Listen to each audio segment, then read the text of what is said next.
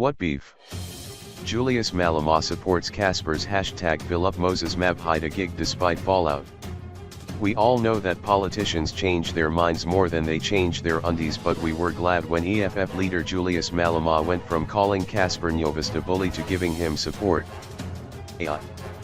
But these two had more drama than an episode of Bold and the Beautiful just 2 months ago when Cassper said he was going to take legal action against Xanga musician Benny Mayengani. He claimed Benny was using the hashtag fill up phrase, which he apparently trademarked over a year ago.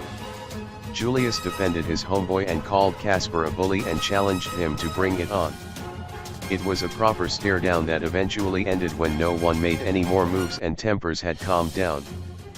But 2 months is a long time in politics, and with Cassper's concert happening this week, Julius took to Twitter to show his support for the rapper. But when asked if this meant he was going to apologize to Cassper for attacking him, Julius said he wasn't about that life. We wonder if Julius bought tickets to the show.